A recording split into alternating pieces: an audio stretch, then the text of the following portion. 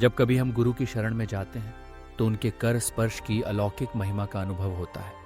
यह सत्य है कि यदि सद्गुरु स्वयं नाव के खेवनहार बन जाए तो संसार सागर को पार करना सहज हो जाता है।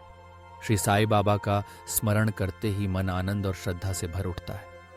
आंखों के सामने उनकी करुणामयी छवि उभर आती है। स्नेहिल दृष्टि, मस्तक पर उदी का तिलक और आशीर्वाद का वरद हस्त। जैसे ही उनका हाथ सिर पर आता है, भीतर का सारा संताप, सारी पीड़ा क्षण में विलीन हो जाती है। हृदय प्रेम और कृतज्ञता से छलक उठता है। कहा गया है कि संसार के सूक्ष्मतम बंधन जो अग्नि से भी नष्ट नहीं होते, वे भी गुरु के कर स्पर्श से छूट जाते हैं।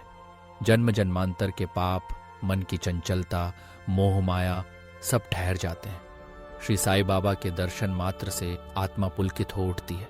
कंठ अवरुद्ध हो जाता है, नेत्रों से अश्रुधारा बह चलती है। जब हृदय भावनाओं से भर जाता है तब आत्मानुभूति का दिव्य आनंद मिलना प्रारंभ हो जाता है। मैं और तू का भेद मिट जाता है और जीव ब्रह्म के साथ एकाकार हो जाता है। धार्मिक ग्रंथों का अध्ययन करते समय भी बार बार सद्गुरु की छवि मन में उभर आती है। श्री साईं बाबा कभी कभी कृष्ण तो कभी राम का रूप धारण कर स्वयं अपनी कथा सुनाते प्रतीत होते हैं। मानो वे ही भागवत की कथा सुना रहे हैं, वे ही भक्तों के कल्याण हेतु उपदेश दे रहे हैं।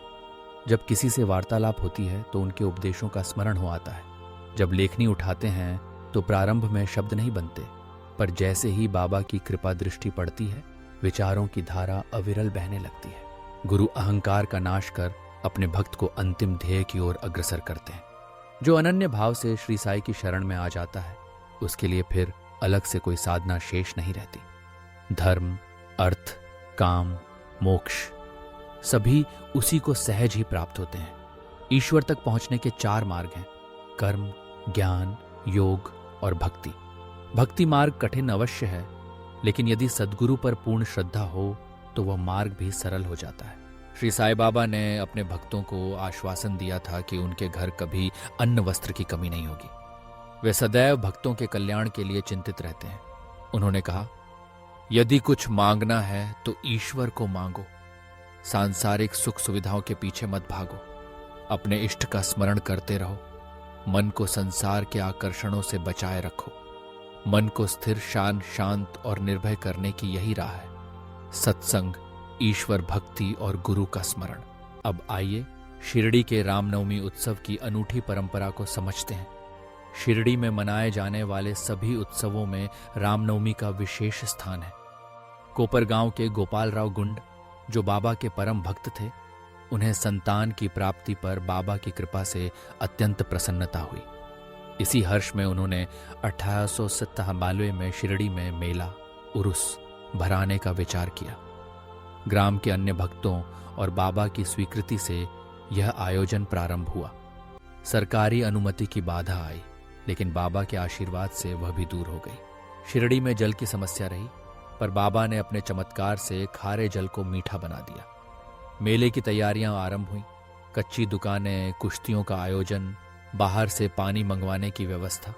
2 ध्वज, एक गोपाल राव गुंड और दूसरा नाना साहेब निमोड़कर की ओर से, बड़े हर्षोल्लास के साथ गांव में घुमाए जाते और अंत में मस्जिद के कोनों पर फहराए जाते। यह परंपरा आज भी जारी है। उसी मेले में मुस्लिम भक्त अमीर सक्कर दलाल ने चंदन जुलूस की शुरुआत की। इस समारोह में चंदन घिसकर थालियों में भरकर मस्जिद और नीम पर चढ़ाया जाता।